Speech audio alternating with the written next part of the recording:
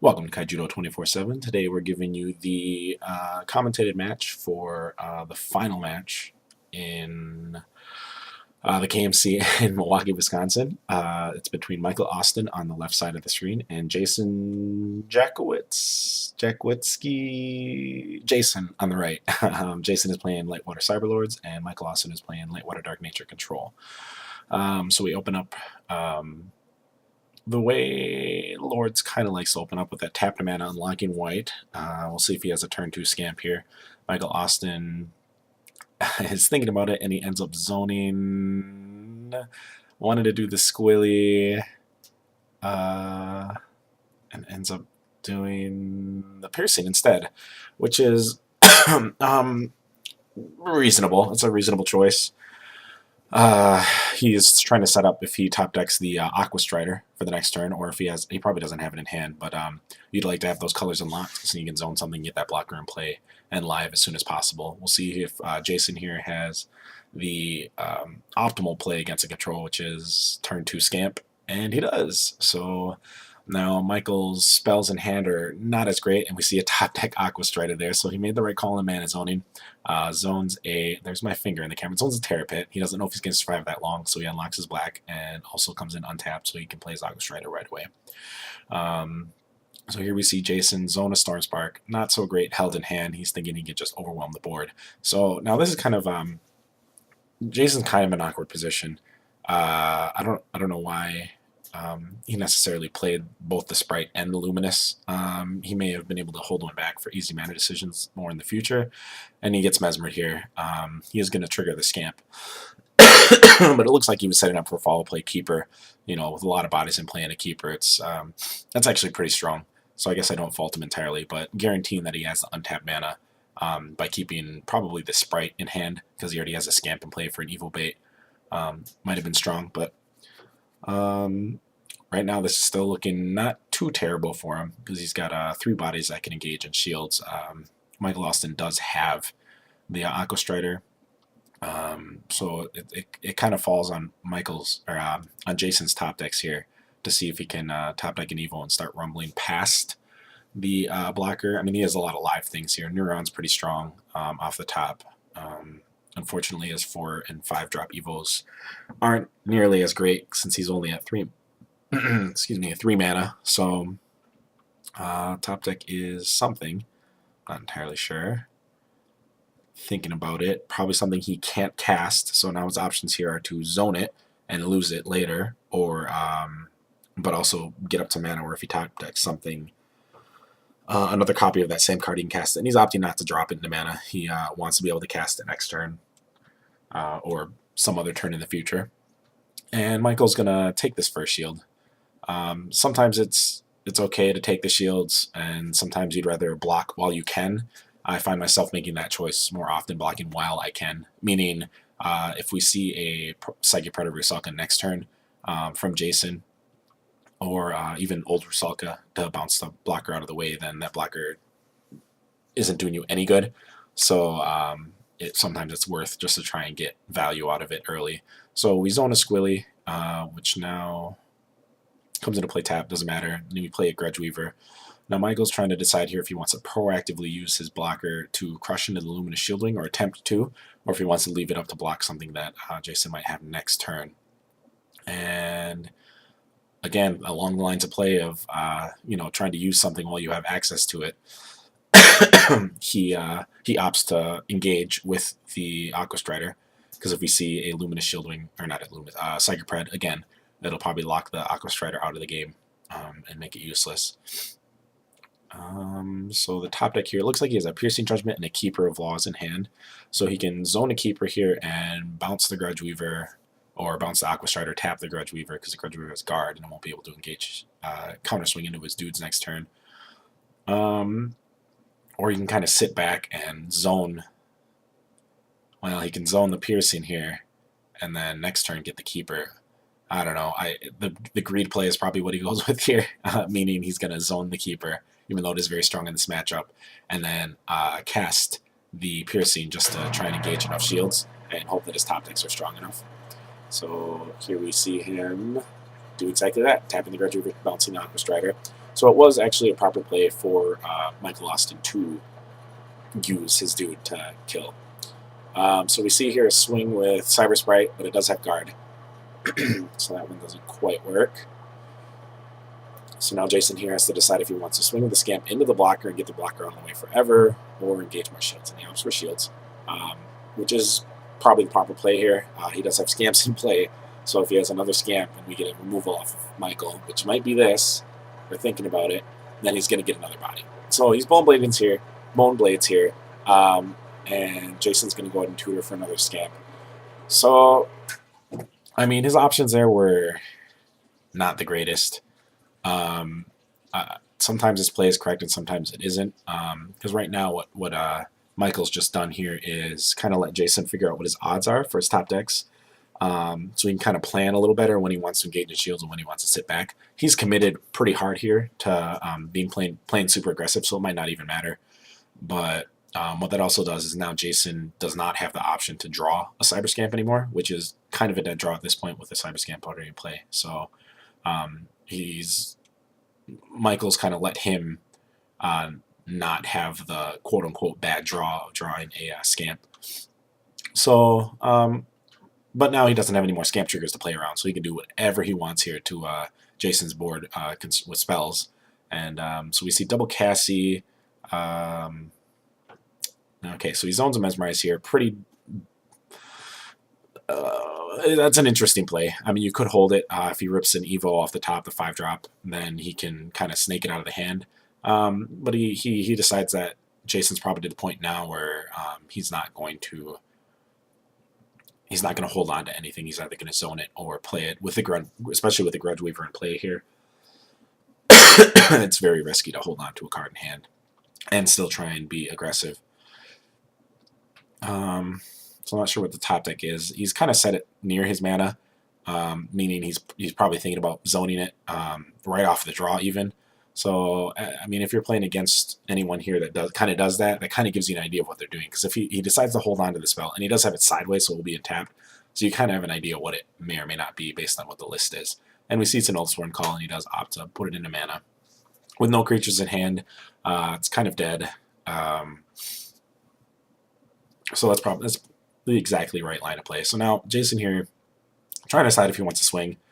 I'm 90% certain he doesn't here.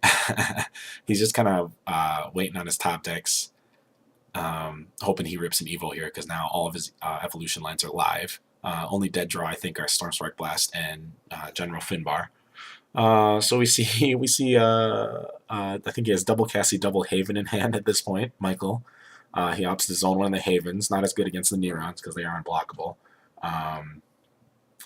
So we zone a Haven here. We're at 6 mana. If he has like a Lyra, that's pretty good, but I don't think I see any of that in his hand, and he just passes a turn. So it looks like Michael's got a fairly heavy finisher hand. He's got a lot of his closer cards, so E-Havens, Cassies, maybe a Squilly. Hard to say. Let me see if I can expand my view while I'm doing this. Voiceover. Nope. All right. So let's see. So we see a draw, step, and a go. Not sure what that tells us. 1, 2, 3, 4, 5. So maybe one of the 6 drops I mentioned earlier, Starspark Blast or a General Finbar. So now we see him zoning one of his other finishers, and he has the Lyra. So his top deck was the Lyra. He's just going to Lyra down a Scamp and try and kill it here. I would be surprised if Jason didn't block in the situation. The Sprite is kind of there just for really cheap Evo bait. And at the same time, it can do things like this where it'll protect your dudes. But he opts not to do so. Maybe playing around Toxic Fogs here. So if Michael Austin's playing Toxic Fog, which is a 3-drop, all of your opponent's creatures get negative 1k. It does kill both the Scamps, so he might just be playing around that. So here we see a Cyber Trader, which is a very strong card in this deck. Allows you to just kind of filter through dead cards. And we see a Stormstrike Blast and Piercing Judgment. So the 6-drop was definitely a Piercing Judgment, and Stormstrike Blast. And so now we got to decide here what we want to pitch. It's kind of tough. looks like he opts to keep the Storm Spark Blast, pitches the Piercing Judgment. You don't want to be bouncing a Lyra. I mean, the play here is probably bounce a blocker, tap a blocker, swing, swing, but then you're left with probably a dead board. And we see Michael here getting to pretty close to critical mana. He's at 7. Ideal mana situation here for this deck is definitely 9. I think we see an Andromeda in Michael's hand, so he's kind of just buying time, hoping he makes it to the Andromeda play, which is typically where he's stabilized enough where Jason doesn't necessarily have a chance to come back. Now, I found that Lightwater Cyberlords has actually been pretty resilient to the long game in certain instances, just because of the amount of card draw it has built in with its Evos, so it can continue to get things in play and disrupt the board. So here we see a Hardcast Moonblades on the Scamp, which is good. So now he has to trigger the Scamp. He knows there aren't any left, but what he's doing here is double checking his odds here, seeing what he can rip into. And as of right now, those triggers are mandatory on the shuffle, even if you fail to find, meaning there aren't any more Scamps in the deck. So he does have to shuffle here, and he does have to offer the cut. It's kind of silly. We might see some sort of ruling where we can opt to like compile all Scamp triggers into one if you have multiple Scamps in play. Say Jason had 3 in play there and he Bone Blaze, Jason would be obligated to shuffle, offer cut, shuffle, offer cut, shuffle, offer cut, but neither here or there at this point. So he shipped the turn after Bones Blading. So now we know that Jason has the Storm Spark Blast in hand, and we see a Psychic Predator Salka. I believe we've seen 2 copies of Bone Blades. I could be incorrect. So we know there isn't a lot of like spot removal left for the Psychic Predator. So I think the line of play here is just Psychic Pred go. I could be incorrect though. Lightwater Cyberlords is actually it's a fairly difficult deck to play, to pilot. A lot of your decisions on your zoning and what you choose to commit to board can have a very drastic impact on your ability to stabilize later. So he ices the Grudge Weaver here. There's my hand again. I don't know if he goes in here yet. I mean, the 4K can obviously still block and kill something. So, so we see a dice going in there to denote that the dude is locked down. And then he passes turn. So yeah, the Predator is just kind of a threat right now. He's just kind of like, look, I have this in play. I'm gonna get it. I can get a shield for free at any point during this game now. So if he's just got to play, he's got to assume that Michael doesn't have the Andro and continue like committing to board and kind of playing in that manner. So now we see Michael Austin zoning to Cassie, and then playing a Crystal Memory. We'll see what we get out of this. He's got 5 left. Looks like he threw a Lyra to the back, or so. The play here might be to grab another Andro. So it looks like he's just not scared of what Jason has in play. But now the other play might be grabbing a Mesmerize. We do see Jason has a 1 card in hand. We don't know what it is. Could be bad for Michael. So Michael does end up grabbing the Mesmerize there. Puts it to hand. Just a slight note on Crystal Memories. I typically like to place whatever spell I grabbed or whatever card I grabbed on top of my crystal before just letting it go to yard.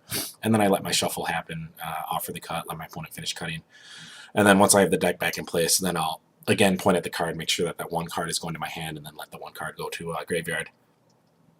Just sometimes if you do something too quick, it's and your opponent misses it, then I don't know, just sets you up to get judge called when you really shouldn't be. So we see the Mesmer come down here, hits a Storm Spark Blast. So Jason's kind of a pickle. Not awful though. What we can see here is potentially off the top deck he could win. If Jason can get a Dendrite.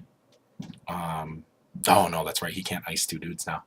So that's not correct. What I was gonna say is the Dendrite would bounce like the Aqua Strider, and then we could swing it through Rusalka. And get a shield for free and ice the Grudge Weaver and then finish the last shield off. But that's not quite good enough. So Jason's kind of thinking here. I'm not sure what he top deck. I missed it, but I mean, it's tough. Okay, so it's the third Storm Spark. Yep, we see 2 in zone and 1 in man or in yard. So this is kind of definitely tough. This is definitely tough for Jason here.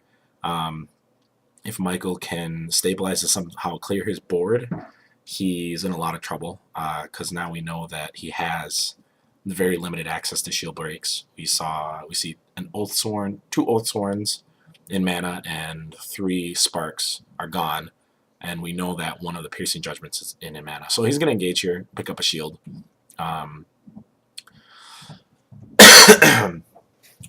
So, yep, we're double checking that there's the shield you want, and we pick up the shield. So, no blast there. And passes the turn. So, Jason knows he's in trouble here. He's like, go. You didn't have the Cassie last turn, so maybe... or the Andromeda last turn, so maybe you don't have it here yet. So here we see him zone a Finbar's Dreadnought, which was kind of just a tech card, very interesting card to be playing. And we see him play 10 mana for an Eternal Haven. And we're going to trigger the Eternal Haven, and we have a blocker in hand. Doesn't look like it. Oh, yes we do, an Aqua Strider. So now we see him, oh, he's trying to kill the Rusalka. Okay, yep. That's a proper play there. You definitely don't want to try and go in for shields and give your opponent opportunity here. So a Neuron off top wins, potentially, if that's not a shield break. Rips it, doesn't snap it into place, so probably not a Neuron. And it is a Neuron. Jason. Oh, man. So here we definitely, well, we should be swinging with the... Neuron first to ensure that we get a card draw off of the swing. Also, we do, I don't know if we know yet. They did meet in Swiss, so he might know that he runs Tendril Grasps. So if you swing with the Rusalka here, like you get the guaranteed ice, but if you hit a Tendrils, you're in a lot of trouble. Tendril Grasp, which will put all level 3 or lesses from play into the mana zones. So Jason's trying to weigh his odds here. It's definitely probably the Neuron swing first because you get the draw. Like, you're guaranteeing the draw. You're dodging the Tendril Grasp. Bone Blades hits both of these dudes. Terror Pits hits both of these dudes.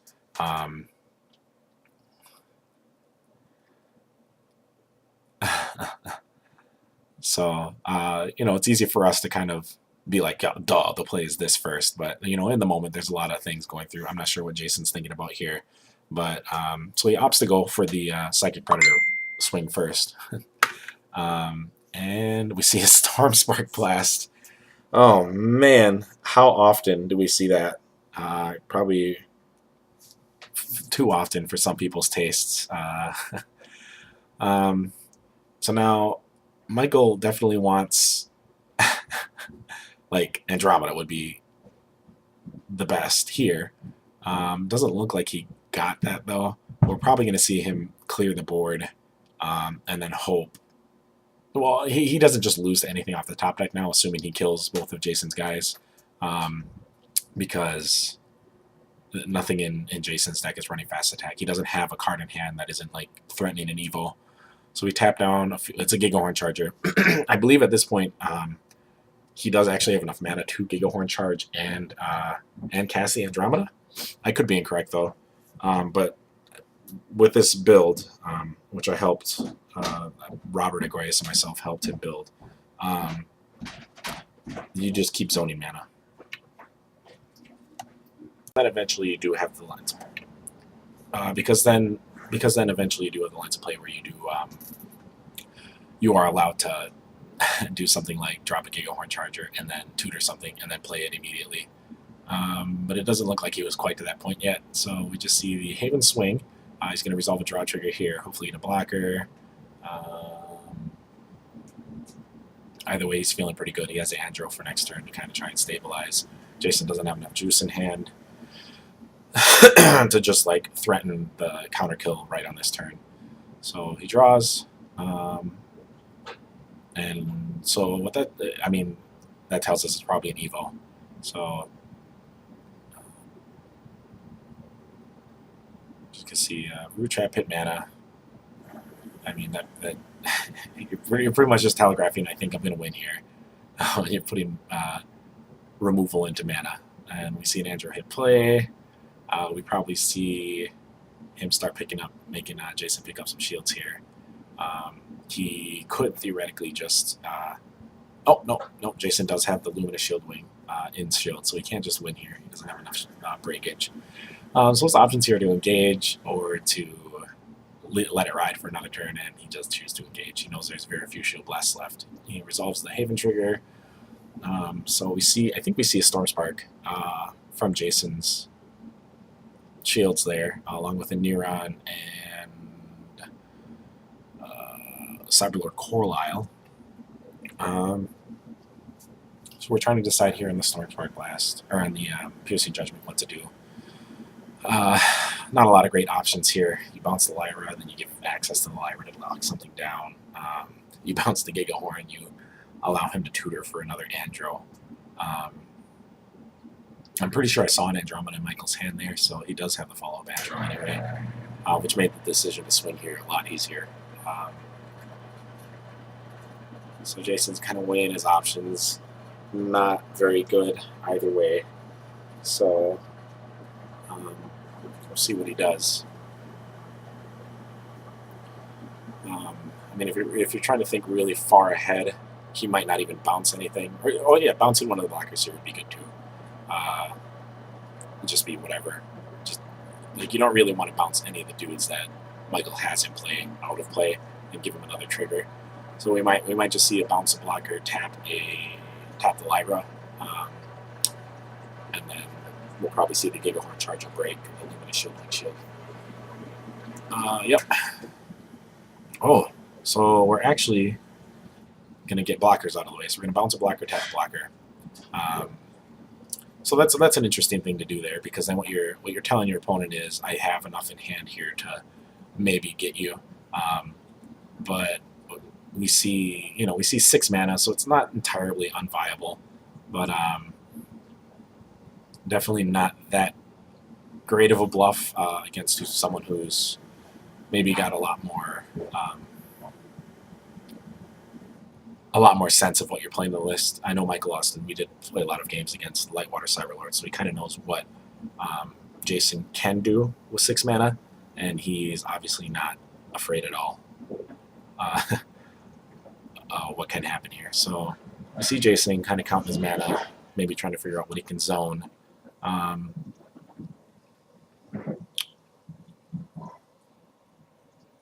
Yeah, this is rough. So he zones the Luminous Shield Wing that Michael gave him. If I remember correctly, Jason's the type to kind of play the game all the way out here, so he's not just going to scoop his cards up at this point. And the game has gone so long where Michael has pretty much seen almost all of what Jason's deck can do, and Jason has seen pretty much all of what Michael's deck can do. So, and Jason's gonna keep trying to gain some knowledge here, keep swinging on things, kind of get a better feel, see more cards, and we'll see Michael untap. At this point, a lot of us might be at home screaming, "Just swing and finish the game," but Jason's gonna play it out, so Michael's gonna play it out. So we see 9. We see Andro. We see 2 shields. He's getting a little sloppy throwing them out there. And we see the swing for win. And Jason does end up scooping them up. So here we go. We cut right away to game 2. They've already shuffled, etc. Offered cuts. So game 2, we'll probably safely assume that Jason is going to opt to go in the play here. All right. I think, if I remember properly, this is another turn 1 Oathsworn into mana. Yeah. Oh, no, Piercing Judgment. Okay. So a tap mana on turn 1 is pretty good.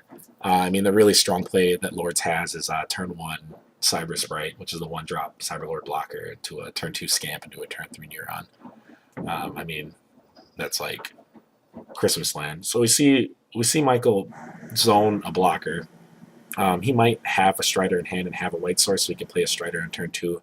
So he's just unlocking the blue, and Strider is just better than than the Bloom Warden. Bloom Warden will go to mana, but if it's destroyed. But Jason's probably not going to do that. Jason's probably not going to be destroying creatures. He's going to be bouncing them and such. So Michael knows that. And we do see... Oh, nope, it is a Grudge Weaver. All right, so a little different. We're probably going to see a turn 3 Neuron. That's with the turn 2 1-drop that can't swing play usually telegraphs. So we see a Lyra, Lemon, Strider. Is that a Strider? All right, yep. So we do see a Neuron that's going to come in. First Shield, Terrapit. And so now that's kind of rough for Jason. Not too bad, because he did get a draw off of the Neuron, but I mean he did commit quite a few resources to board fairly quickly, which does detriment your hand.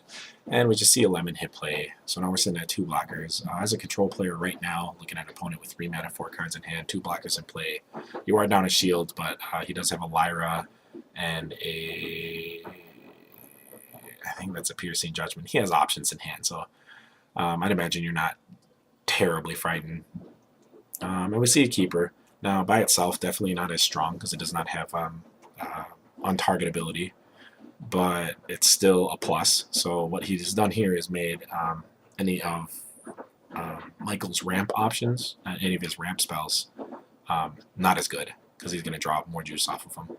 So we zone a Terrapit, so now we're down 2 Terrapits, and then we cast a Strider. So now we have Lemon Strider Grudge.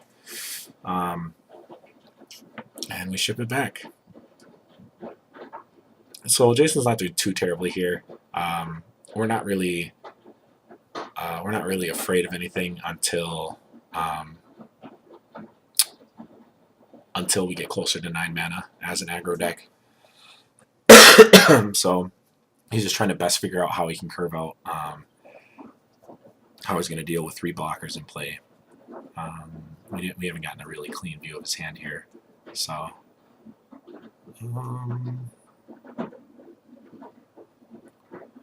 mean, I guess what we don't want to see here from, if we're in Michael's position, is probably, I don't know. You're sitting pretty good here. I guess maybe Neuron, probably a Neuron. A Neuron is just bad here for you because he keeps drawing and he can just keep swinging, and none of your guys are strong enough to counter swing. So we see him get the Rusalka. He's gonna ice the Strider. Oh, I don't imagine he swings here. Alright, so he doesn't. If he does, Michael just blocks with the Lemon, gets the mana ramp, answers the Keeper without casting a spell. So we have a Stormspark in hand, and we end up zoning. I believe we have a Stormspark. Oh, he's thinking about zoning the Lyra. There's also another card in there. So he kind of flipped between all the cards in his hand, decided to zone, and ends up zoning the Dreadnought, which is probably better in the control match, or is definitely better in the control matchups, and not so great in these aggro matchups. So now we're threatening a turn 6 Lyra, or he can cast that Stormspark Blast and just mop up Jason's board. So I think we saw a Corlyle go to mana here, and now Jason's kind of looking at the card in his hand. Now this board state is pretty good for him, but not that ideal, just because he doesn't have a Lord. There, so we see a Scamp. And then we see it evolve immediately into Neuron. Now that's a tough play to make. The Scamp in play does multiply into more dudes if your opponent does play a spell. So when you evo him, sometimes the control player is like, phew, glad that happened. So I think we're going to see Jason engage for as many shields as he can get here. I could be incorrect, but... Or just the one. So he drew... It looks like he drew a Dendrite off of the draw trigger from the Neuron, which is pretty okay. There are certain instances where you do want to evolve onto your already evolved creatures just to get a different interplay effect. Neuron does draw him cards, but Dendrite does double break. So yeah, so we see him pick up one more shield, and he's going to ice the Strider. And we pass the turn back. So now he's in an okay position. Jason is getting Michael down to 2 shields, and he's only going to be at this turn 6 mana. We'll see what Mike say. A Lyra, a Squillaci Scourge, a Piercing Judgment, a Starspark Blast, and a card I can't quite tell. So hard to tell what he zones here.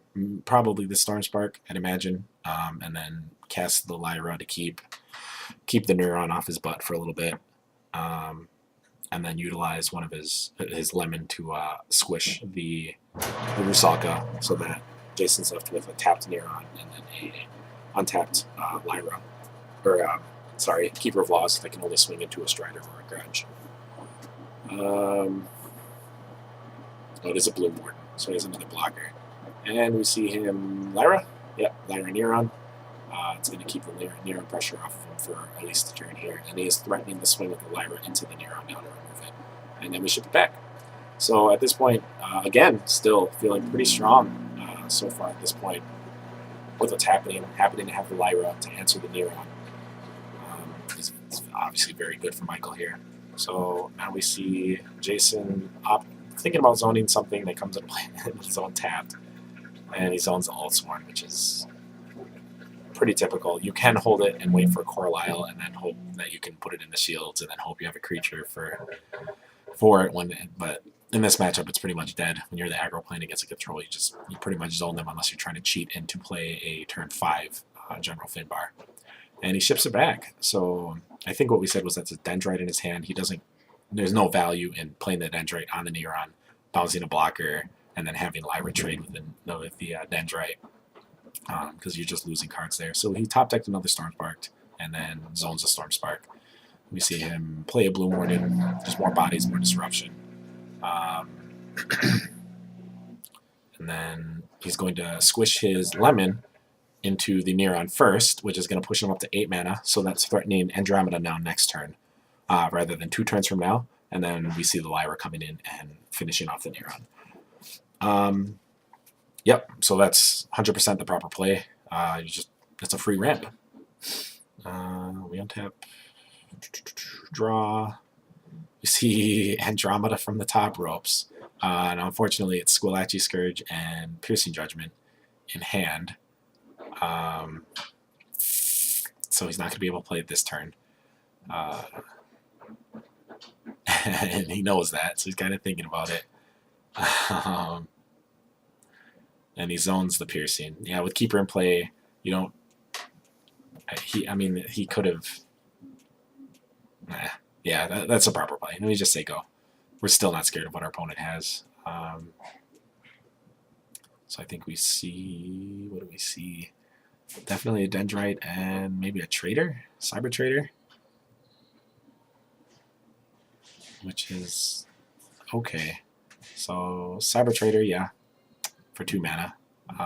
He's going to use the trigger. So what he's doing here is trying to see if he can, just increase his options here. So it's an Altsworn, so he's, a Luminous Shieldwing, so he's just going to pitch that right to mana. It's not an upgrade from the Dendrite he has in hand. So now he's trying to decide here if he wants to play the Dendrite, bounce something, and try and crush in here. So he does play the Dendrite. We'll see what he bounces, Blue Morning or the... Yep. So we do bounce... fingers. So we do bounce a Blue Morning. We don't want to give our opponent more free mana. We go in for the double break. Now, we as a control player here, we can get greedy and try and get the blasts or get the more cards in hand, where we could just play it safe. Be like, I'd rather be at 4 shields than 2, and I'll gladly sacrifice a blocker here. Which might be the play. Just throw a Grudge Weaver under the bus. Because there's nothing, he's not going to hold on to anything now in hand and swing on you. So, Grudge Weaver is going to block. Yep. And now the Keeper can't swing in, or it can, but it'll just die a terrible death. So, we top deck another Squillaci Scourge, I think. And it's probably going to go right to mana. We're at 9. Oh no, he's going to mana the Blue Morning. So, now we play the Andromeda. Watch our opponent's heart sink. And probably trade Lyra with Dendrite. Yep. And then we ship it back. Now, what's interesting here is um, with the Squillaci Scourges in hand, if he had more juice in play, what Michael could do is kind of wipe all shields and then follow up with a Squillaci Scourge and knock out all those cards he just gave Jason. We'll see what happens. So it's a Mesmerize off the top, which probably hits mana immediately. Or not so immediately. So he's thinking about it, because if you hold on to the Mesmerize here, then you can get an Evo out of hand. So he zones the Squillaci Scourge, and then he pays 9 for the Squillaci Scourge. So, yeah, kind of a moot point. Now, we kind of need to decide here if we want to go in for shields. We're not threatening the win. So that's kind of the rough part of this play. Like he could double break here, make him go down to 3, and then the following turn double, and then make Jason go down to 0 shields, and then threaten the win. And that's what he's going to do here. So he swings in, makes Jason pick up 2 shields. And we've got no triggers. Now, part of this decision might have been that he saw a piercing in mana. I don't recall if we saw one hit Graveyard. I don't believe we have. So he's like, well, the worst thing that happens is I hit a Stormspark Blast, and then he picks up a shield for free, and then I counter kill his dude. So not too worried about that. We see a Cyber Trigger on Jason's side going off. We've got a Scamp, and is that another Trader? Nope, Cyberlord Coraline. And he has no like Stormspark Blast or something, which would be ideal here. So he just opts to pitch the Coraline with the Coraline already in hand. Plays the Coraline, picks up the shield, shuffles his hand around a bit, which is ideal. You don't really want your opponent to know if you put that same card back or if you put a card from your hand back. Just kind of small mind games, and then we play the Scamp. So now we're just kind of building board state here, hoping that we can hit some sort of blast and then counter swing for the win. And we see him immediately tapping a bunch of mana and playing a Cassiopeia. So this is bad news for Jason. It's kind of like having another Squilly at this point against Jason. And now he can either rumble in on Jason's dudes and use this as kind of a pseudo board wipe, kill some guys, get him out of play, stabilize more, or we can just end the game and kind of go in on shields. And we are going to, well, for sure we use the blocker. Yep, so we get rid of the Scamp. We don't want to have to play around that all night or for the rest of the game. Squillaci Scourge is going to, okay, so we're using it as a pseudo board wipe, which is the correct play here. You're just crushing hope at this point. And then we get the 3-drop guy out of there. And then we pass it back. Those guys will stay tapped, so now Jason is at no cards in hand. 2 tap dudes that are probably going to die, and we see a keeper zip and play immediately. We pass it back. We'll see what Michael can get off the top deck here. And it's a removal, I think. Just saw a flash of it, but I think I saw triple strikiness, which is probably a Bone Blades or a Terror Pit.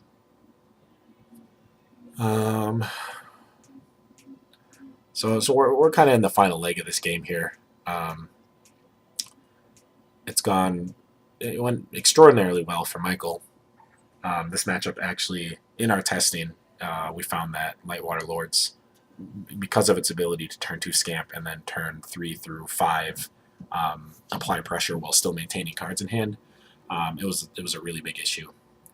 All right, so we saw the Aqua Strider just kill a guy, and then the Squillaci Scourge going in for shields. I think we see a Piercing Judgment here. And again, not very great options, but when you know you gotta survive, you gotta survive. So he's gonna bounce. His options are very bad.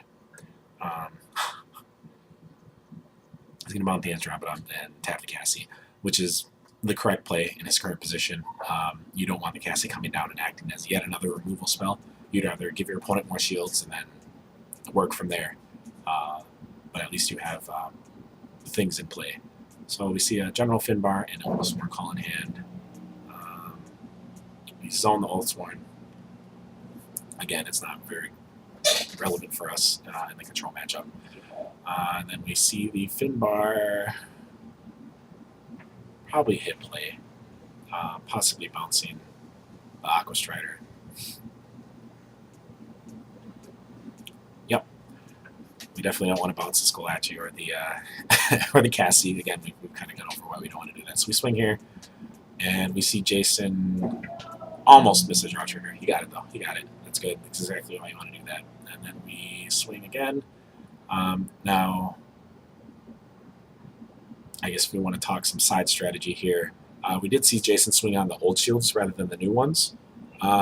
Sometimes what you can do is kind of look at your opponent's mana zone and what they have in yard after they've Andromeda'd, and you can kind of run the odds of the new shields being blasts over the old shields. Now, it's not perfect, but I mean, if you see a lot of blasts in their mana or in their graveyard, then their new shields might be less blasty.